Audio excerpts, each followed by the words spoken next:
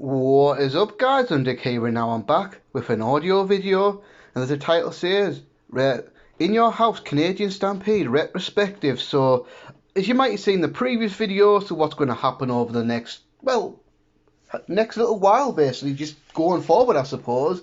So I'm going to be going back and doing some old school retrospective over various pay-per-views over the years. So I've done WrestleManias in the past. I did do some old ones like SummerSlam and Survivor Series years ago, but they're not on the channel anymore. So I might redo some of those ones down the line.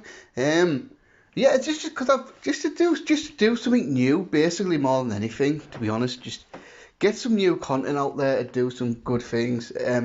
So I'm going to mainly look at like random non-Big Four pay-per-views, but I'm open to other suggestions, as I said in the previous video. So if you want to know more about that, go on this one. And the first one I'm looking at, so I'm going to try and do this at least once a week, maybe every fortnight, but hopefully once a week. So the first one we're going to look at is one of my all-time favourite pay-per-views ever, and not too long away from the 23rd anniversary of this show, and that's WWF Canadian Stampede In Your House, the 16th edition of In Your House. This one took place on July the 6th, 1997, from the Saddle Dome in Calgary, Alberta, Canada, drawing a pay-per-view buy rate of approximately 165,000 buys, which not a bad number for the time. I think it was a little bit up from previous In Your Houses. So In Your House Cold Day in Hell, for example, did 143. King of the Ring, the month prior, did 140. But as far as In Your House goes, the second highest In Your House buy rate, In Your House Bad Blood in October was the highest one. And this was headlined by a huge match, one of the all-time great WWE pay-per-view main events, and that's the Hart Foundation against Stone Cold Steve Austin, the Legion of Doom, Ken Shamrock, and Goldust, which we'll talk about in a little bit. So let's just set the scene what the WWF was like in the summer of 1997. So at this point, the Monday Night Wars was well and truly on, and WCW was on top. They have been on top for over a year now, consistently beating the WWF in the ratings going back to May of 1996, and of course, that's when Kevin Nash and Scott Hall came through, and then Hulk Hogan turned heel. Joined this faction you might have heard of called the New World Order, the NWO, and WCW was the hottest thing going, and the WWF was struggling, getting beaten the ratings. And then, in the spring of 1997, WWF said, right, fuck it, we're going to change the creative direction of this company, revamp Monday Night Raw into Raw's War, and the seeds of the Attitude Era were born. So I think if you're a young fan and you just want to go back and look back at a year in WWF, I would say you could do worse than checking out 1997, because even at the time, but much more in hindsight, it's just so fascinating looking back at how little things kept coming together, and like all the stuff WWF was trying and all that, and then the momentum they were building up with, and obviously eventually 1998 comes around, the fruit of these labours are hatched, and then 1998 comes around, WWF gets back to the top in 1998, but there's just something I love about watching WWF in 1997. It's just really, really cool product, and you can see. So this one, of course, had revolved around the Hart family coming home to Calgary, Alberta, Canada, and we are going to get into this one a little bit, but this just felt like such a big match at the time. But I love the product from, say, after WrestleMania 13 up until, I don't know, I guess around October time, and they really started going sleazy and attitudinal. I love the experiment. They were just trying different things and just actively trying to improve the product and get more interest, and it was really working. Now, what I love about this show is this is also In Your House has been around for 2 years at that point, making its debut in May of 1995, and really the concept around In Your House is to expand the pay-per-view schedule, because prior to that, you had your big four like Royal Rumble, WrestleMania, SummerSlam, Survivor Series. Then in 1993, King of the Ring joined the fray to have 5 pay-per-views a year. And then I guess because pay-per-views becoming a bigger thing at the time, and then WCW were doing a lot more pay-per-views. So the concept was, so by 1995, WWF said, right, we're going to do one pay-per-view a month. But in the months that we don't have a big pay-per-view, we're going to have these shows called In Your House, and they were definitely B-level pay-per-views. And what was cool about them is these were 2-hour shows, whereas the traditional pay-per-views are 3 hours. And at least at first, they kind of rotated the main event guys, so you didn't get that many big matches on all these In Your Houses. The bigger matches were usually saved for the bigger pay-per-views. And the price was down as well. I'm not sure exactly what it was. I think it was like $14.99 or something, and I think the main pay-per-views were like $24.99, something like that, in that price range. So you'd get a cheaper show for 2 hours, and it was kind of fun that way, to be honest with you. And like I say, a lot of the big matches were saved for the big four, but you'd occasionally get a gem in there. And that's what I love about the show, because this ironically enough, this was the last 2 hour In Your House, because they're starting in Ground Zero in September. That's when the WWF expanded it to make the In Your Houses 3 hours like the other pay-per-views, and then by 1999, the In Your House tagline was dropped entirely. The last one was Backlash, and maybe we'll talk about that one another time. So there's 4 matches on this show, and all 4 of these matches are very good to great. So there's no filler on this show. It's all just everything on this card means something and matters. And let's get to it. So we're going to kick off, and this was the opening match. So think about how great this pay-per-view match was. This match is open the show. You got Mankind taking on Hunter Hearst Helmsley. That's right, better known as Triple H. So this Mankind Helmsley feud in the summer 1997 was great. Probably one of my personal favourite mid-card feuds of all time. This, of course, did culminate the following month at SummerSlam 1997 in the Steel Cage match. But it really kicked off the month prior in the 1997 King of the Ring final. Check out We Are Pro Wrestling's video on that one. He did a video on that show quite recently, and it's a really good one. So, yeah, so what had happened, Mankind and Helmsley were the King of the Ring final. Then Helmsley defeated Mankind to become the King of the Ring. So a really interesting time, because this was Mankind had been on the roster for a little bit over a year by this point. And then one of my favourite things ever of this year. So over about 3 or 4 weeks on Raw, they were doing sit-down interviews with Mankind and Jim Ross. Not shoot style per se, because there was definitely kayfabe involved in there.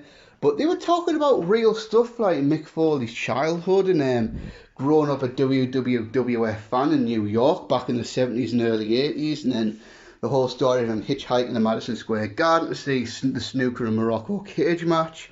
And then obviously even the Dude Love home video stuff was on there. So watching that, you get the sense, wow, this Mankind is actually quite a deep person. And then when you find out, you know what, Mick Foley's actually far more interested than any fake wrestling character you can put up. So the more you were seeing of Mankind revealing his story and all that, the more fans were really getting behind him. And then, like, when he's come to the arenas, fans were starting to cheer for him, and I was thought, do we have a babyface in our hands here? And when Mankind first came to the WWF to feud with The Undertaker in '96, you thought, this guy a babyface? No way, not at all. But it just really worked, and Mankind was getting a lot more popular. And then at the same time, this is when Triple H, Hunter Hearst Helmsley, was starting to evolve. So Helmsley had came in '95 as the aristocrat, snobby Greenwich blue blood Hunter Hearst Helmsley. And at the time, that was a good gimmick for the time, especially when you consider that was the era where you had wrestling clowns and wrestling garbage men, wrestling dentists, ninjas, pirates, all that sort of stupid shit. So Triple H, you get a gimmick like that. Wasn't fantastic, but could have been a hell of a lot worse. And really, it was just another version of Jean-Paul Levesque that he played in WCW, except this time he was American and from Greenwich, not French. And the early Hunter Hearst Helmsley, you can see he definitely borrowed a lot of that from Lord Steven Regal. And at the time, but you think like this gimmick was good, but it was never going to make him a main event star. I think it had its ceiling, didn't it? And then obviously the infamous story about how he was supposed to win the King of the Ring in 1996, but the whole curtain call incident could put the kibosh on that, and which led to him temporarily getting buried by the company. But late 1996, he made a comeback, become the Intercontinental Champion, but there was still this sense that there was something missing about Helmsley, and I think Helmsley knew that as well, because he was trying different things, and then the final piece of the puzzle just kind of happened when Chyna came in. So Chyna, Joni Lauro was his female bodyguard at the time, but she was like this big 6 foot muscular woman. She looked really intimidating, and she didn't do much except for like interfering in Helmsley's matches. I don't even think she talked for like God knows how long, maybe like a year or something like that. It was great because it was like, really, this guy's going to hide behind a woman bodyguard? This little pussy, what the fuck's he doing? Type thing. And I think that was really, he started really getting more over as a heel doing that. And of course, King of the Ring comes round, and now the finals, Helmsley versus Mankind, and in quite a brutal match. We did a great job of getting Helmsley over the heel and Mankind over as a fighting babyface. Helmsley defeats Mankind to win the 1997 King of the Ring. And I guess the thought was, there's real potential in this one now. Because I think when everyone thinks about Triple H and Mick Foley, they automatically go back to the Triple H Cactus Jack feud of 2000, and rightfully so. That is probably one of my all-time favourite feuds ever. But the Helmsley Mankind feud of 1997 was pretty damn awesome in its own right. And even after this, we did get this did also lead to Cactus Jack coming at the WWF in September 1997. So this is a great opener, just a great brawl.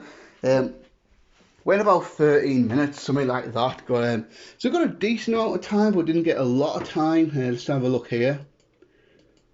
According to Wikipedia, this match went 13 minutes and 14 seconds. So, but yeah, great pace, great brawl. Just excellent match. Really exciting way to open up the show. This match went to a double count out, thereby giving them an excuse to keep on feuding, then having the big cage match at SummerSlam 1997, which I'm sure at some point in the future we'll talk about that one.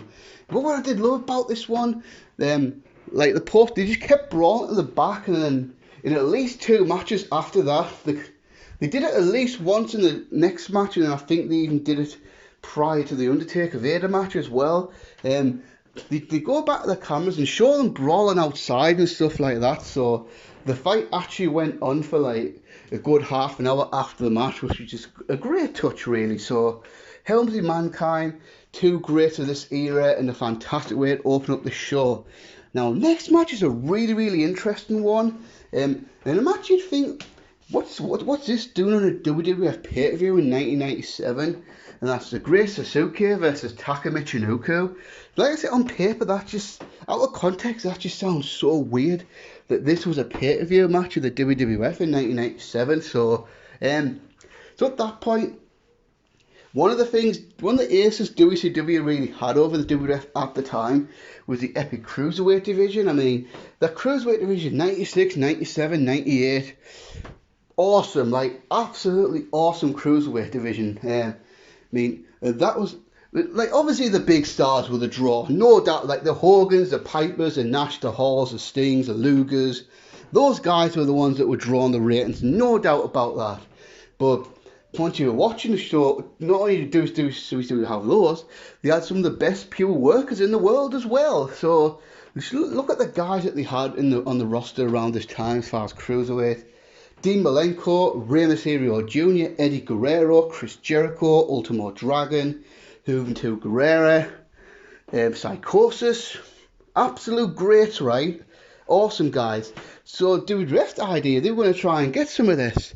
They were going to try and create their own light heavyweight division, and then that of course culminated in Your House DX when Taka Michinoku won the title, and pretty much after that they just completely lost interest in it. But I think it was a good idea on paper, but the problem was the best cruiserweight talent on the planet were in WCW. So some of the guys, apart from these two, some of the guys that WWF really got, I mean, Brian Christopher was a good worker, but far from like world class or anything. Then Then you look further down the line, Scott Putski, Pantera, Ogula, guys like that who were all right, but not. I think even Jerry Lynn and Tajiri were in the initial tournament, but didn't really do much with the company after that. So these were the two hot Japanese workers that were available at the time that WWF got, and then of course Taka Michinoku had an okay run of the company, I would say. I think someone like Taka would probably do better now when there's a 205 Live in NXT and stuff like that. Now, Great Suzuki rose to prominence a few years earlier in the 1994 Super J Cup, and it did a lot more work in Japan. It was a big part of Michinoku Pro Wrestling. Taka Michinoku, I mean, was named after the promotion, which is kind of odd, isn't it, really? I mean, it's kind of like if a wrestler was called like Mike All Elite or something like that, you know. But anyway, and then these guys got a taste of the US pay-per-view life in Barely Legal 1997. There was a big Michinoku Pro 6-man tag match. Both of these guys are on there, and that got a lot of interest. So these two guys were signed and then put onto this match. I think the crack was they wanted the Great Suzuki to be the face of the light heavyweight division, but for various reasons, I guess they just couldn't come to an agreement on money or schedule or things like that. Suzuki was gone pretty much shortly after this, and then Taka kind of became like the guy.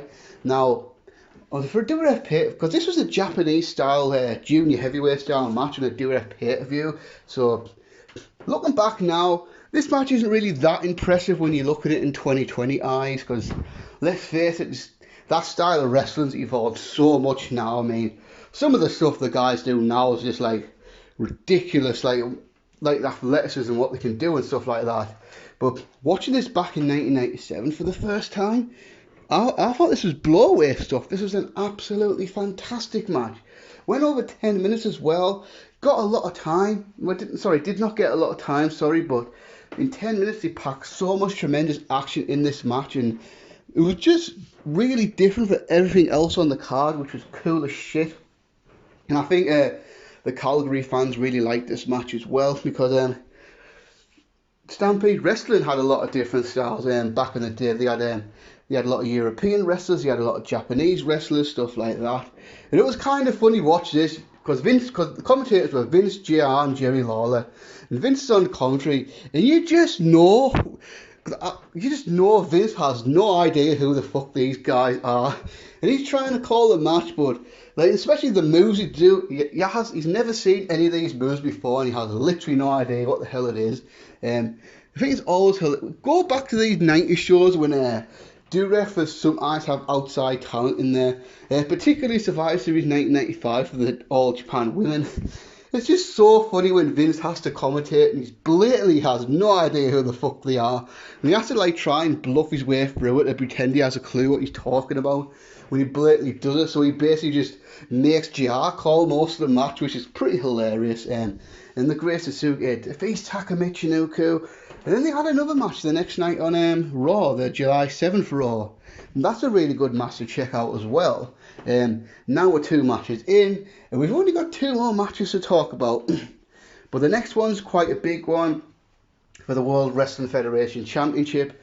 The WWF Champion, The Undertaker, versus the Challenger Vader. Now, this was not the original match, which is so originally this match was supposed to be The Undertaker versus Ahmed Johnson. That's right. So what turned out to be a really good big man match for The Undertaker originally could have been one of those Undertaker stinkers that he had from time to time when he wrestled guys that were terrible. So yeah, that was a big thing. This was going to be Undertaker versus Ahmed Johnson. Ahmed Johnson turned heel, joined the Nation of Domination. Nonsensical storyline, but you know. And then in that brawl, Ahmed Johnson got injured again now. Ahmed Johnson was this injury-prone guy. Looked impressive, but he just wasn't, let's be honest, he just wasn't very good. He was pretty shit on the mic, sloppy as hell in the ring, looked great, like muscular-wise and all that, and looked like a star, and kind of had some intensity about him, but just not a very good pro wrestler at all. And there's a pretty sure plans had gone ahead, and then it was Taker and Ahmed for this show. This could have been a real stinker. This could have been one of the Undertaker's worst matches ever, to be honest with you. So kind of lucky for the Undertaker really that Ahmed got injured, and then obviously at the time this was the start of the famous Paul Bearer Undertaker Kane saga. I mean, this all started way back when Paul Bearer was wanting to manage the Undertaker again. The Undertaker said no, and then at Revenge of the Taker, Undertaker burned Paul Bearer's face, yes, and apparently he was the babyface for doing that. Then after that, this time Paul Bearer was not taking no for an answer. He said he was talking about a secret he had over the head of the Undertaker, and if the Undertaker didn't take him back, he was going to reveal that secret to the world. So he gave the Undertaker a week to think about it. Then the following week, the Undertaker drops to his knees and does that pose that he does for his hand out, thereby signaling that yes, he was going to come back to Paul Bearer. But they did a great job of making the fans know that this was really looking. Undertaker did not want to do this. Paul Bearer had the power over the Undertaker, so they made sure that we knew Paul Bearer was the heel, the Undertaker was the face. I love this angle, and then of course, because I don't want to go into too much detail because I have talked about it before, and we'll probably talk about it more in the future. And then this led after weeks and weeks of blackmail, Paul Bearer finally revealed the secret. I'm sure you've heard it all before, that the Undertaker killed the family, burnt the family funeral home down many years ago, which killed both the Undertaker's parents and his little brother Kane. And then this, of course, led to the big revelation that Kane was alive. Kane told Paul Bearer all this. Kane was alive. His brother Kane is coming. So I guess at that point they thought, well, we've got the Undertaker feuding with Paul Bearer. Paul Bearer still manages Vader. Let's put Vader in the Undertaker, because Vader, yeah, obviously he wasn't the star he should have been, but at this point he was still a decent level star. I mean, these two guys did have a big match at Royal Rumble 1997, and that was a good match, but far from a great one. And you just get the sense it could have been a lot better. Now this match was a better match than the Royal Rumble match, but I think I rate this match about 3.5 stars.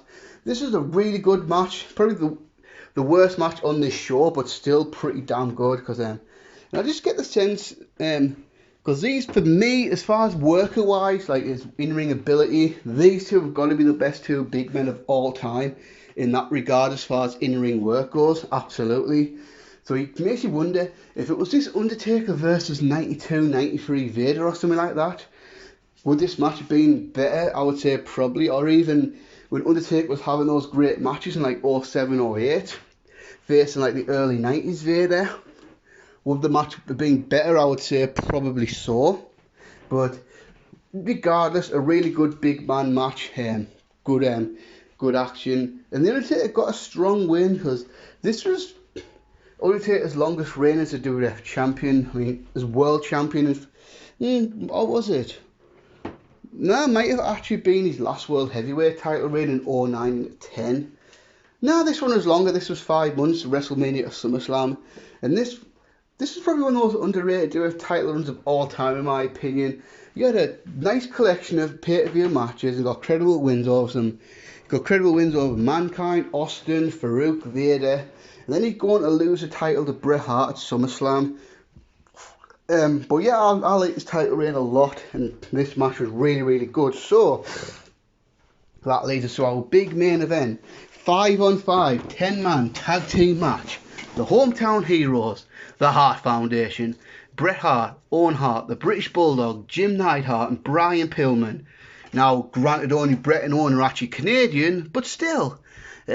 So, obviously, Bulldog was married to Bret and Owen's sister Diana. Neidhart, of course, was married to Bret and Owen's sister Ellie. And, of course, Bret and Neidhart were the original Hart Foundation way back in the day, in the 80s into 1991. And then where Brian Pillman comes in. Pillman was obviously not a Hart family member. He wasn't married to the Hart family, but started his career in Calgary back in like 86. And I believe he also ended his football career in the Canadian Football League in Calgary as well. And then he obviously joined the Hart Dungeon in about 1986, started his career. So he's a really close friend of the family, so that's how he gets into the Hart Foundation. And their opponents are Stone Cold Steve Austin, the Legion of Doom, Goldust and Ken Shamrock. Now, originally I've got to assume Shawn Michaels was going to be on this team, because what happened was, the night after King of the Ring, Bret and Shawn had the big backstage fight in Hartford. And then Shawn Michaels stormed off in a huff and was away from the company for about a month or so. And he came back in the build-up SummerSlam 1997. So if that hadn't happened and Shawn hadn't stormed off, and bear in mind at the time, Austin and Michaels were the WWF Tag Team Champions, you got to feel either Goldust or, I would say it probably would be Goldust. He'd probably, because I don't know this for a fact, this is just me surmising and guessing. I would assume that Goldust probably would have been out of this and Shawn Michaels would have been put in. So how about that? That if Shawn Michaels was in this match, that would have made this legendary match even better. So what was fascinating about the time is, because up until this point, a babyface was a babyface and a heel was a heel, and that was it. So this kind of era, the wrestling fans were changing, and obviously the whole big thing comes around of 1997 with Stone Cold Steve Austin and Bret Hart. Now, at the time, Stone Cold Steve Austin was a complete heel, right? Everything he did, his mannerisms, everything, screamed heel. Many years later, he would have become in to be the most despised man in the company. But the 1990s, mid-1990s was a bit of a more rebellious time. Fans kind of liked that badass heel type thing. So Stone Cold Steve Austin, pretty much the more he was a dick and the more he was an arsehole and all that, the more he got loved for it. And then, because I think characters like that were seen as cool, and I've got to give credit. I'll give credit to Kevin Nash and Scott Hall for that, because I feel like when they came into WCW as the Rebel Outsiders, they kind of planted the idea in people's heads that it was cool to be a bit bad. And then you've got like Bret Hart, who at that point was as a traditional face as anyone could have been. He was a baby face for a long time. He was pretty much a classic baby face, a good guy, fighting for what's right, standing up for himself, fighting for the right causes, integrity and all that. I think at this point, fans kind of saw that as wet and boring. So obviously the big turn, fans were cheering Stone Cold and starting to boo Bret Hart a little bit. Then of course, famous double turn at WrestleMania 13, which we talked about before. Don't want to go into big detail about that. One of the all-time great angles. Then the very next night on Raw, Bret Hart does this epic heel turn, kind of. Now what I mean by kind of, Bret Hart did not turn heel. He didn't turn against his Canadian fans, his European fans, his fans in Japan, Mexico and all that. Bret Hart only turned on the American audience. So, because this is a great compromise, because Bret, of course, was a huge star in Canada and a huge star in Europe, and he didn't want to compromise his fan base there. So they came up with a concept where Bret was anti-American, so he was only a heel in the United States and a babyface in Canada, Europe and elsewhere.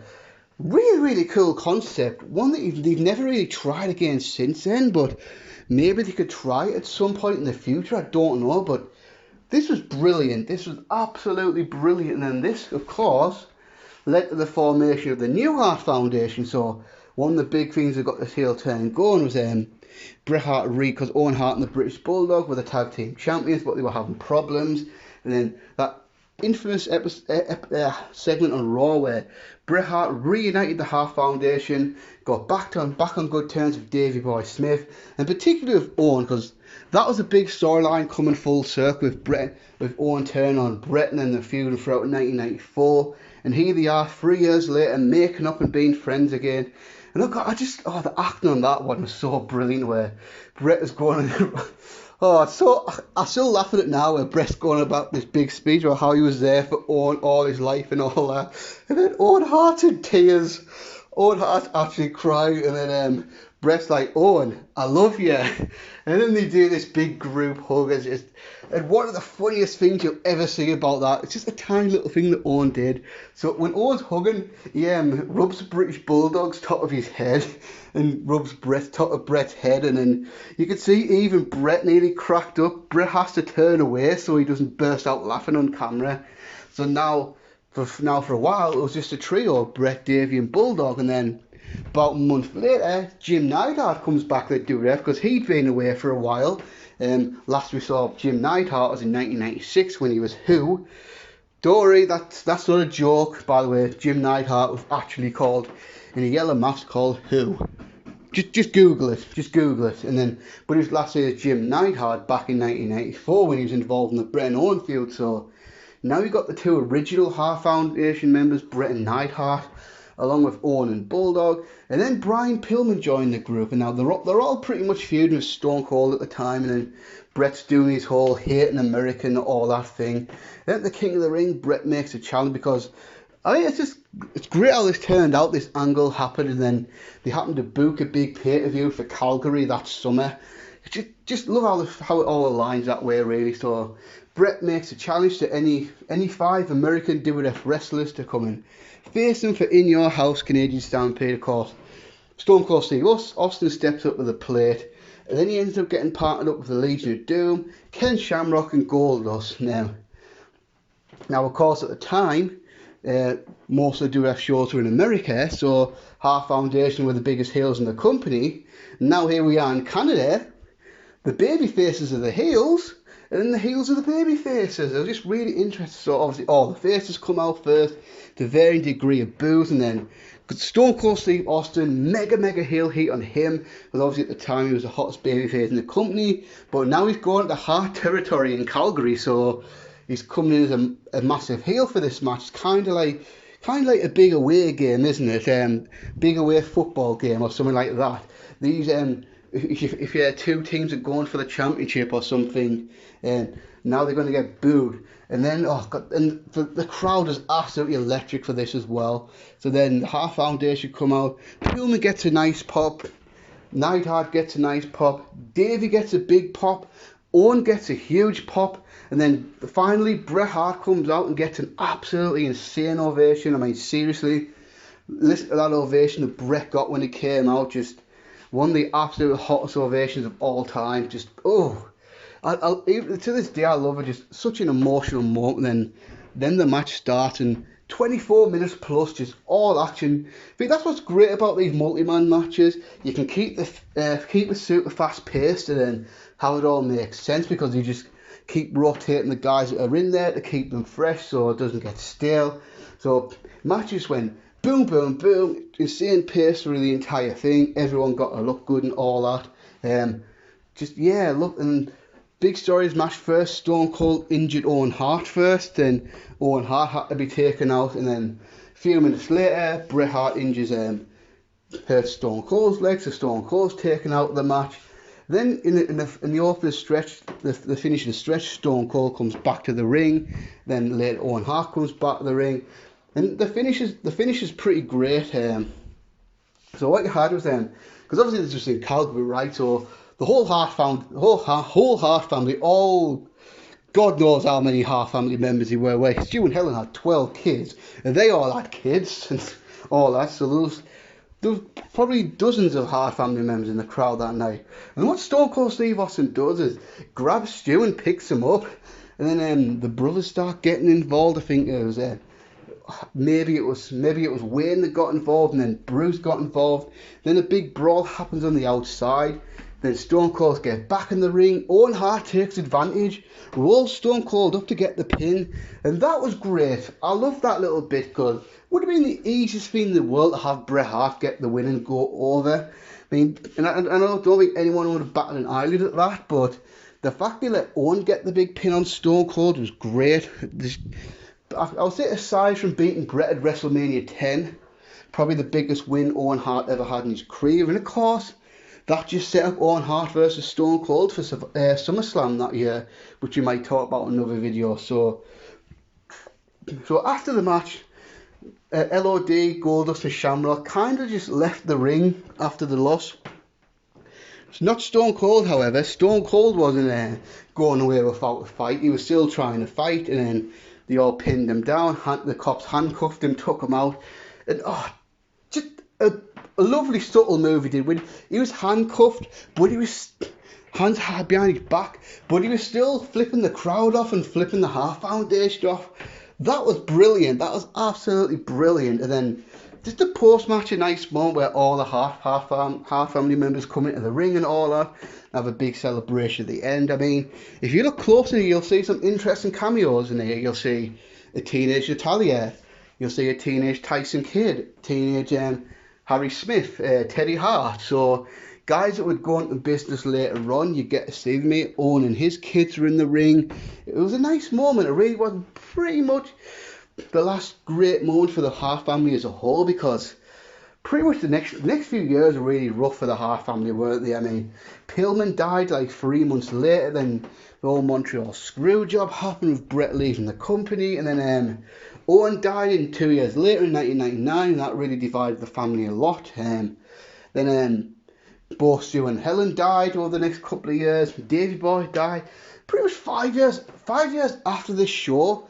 Only Brett and Neidhart were still alive, because both Davey died in 2002, Owen in 1999, Pillman 3 months after the show, and then 2018, that's when Neidhart died. So think about that, 23 years later, that's a Hart Foundation faction, only Brett's alive to this day. That is truly sad, and what a way to end the show. I mean, like I say, if I was recommending a young fan to watch a vintage WWF show, this is the one I would pick, and I'll tell you why. Because what's one of the things that most fans today love? NXT takeovers. And why they love that? Because it's a short card where every match means something and all that. So, and this is kind of the same, a 2-hour show, 4 matches on the card, every match being quite significant as well. Because even some of the great pay-per-views of the past, they're either longer or they have 1 or 2 great matches and maybe one like iconic match, but a lot of the mid-card's not very good. But none of that here. Pretty much everything on this show was good to great, and I love this show so much, and I'm glad I can go back and retrospectively talk about it. So that's the first one out the way. As I said in the last video, but I'll say it again in case people missed it. Next time we're going to go back to already 2011, where we're going to talk about Money in the Bank 2011. However, I am taking suggestions for future videos. I have seen a couple of them, so if you have any more suggestions, pop them in the comment section below. And until next time, guys, peace.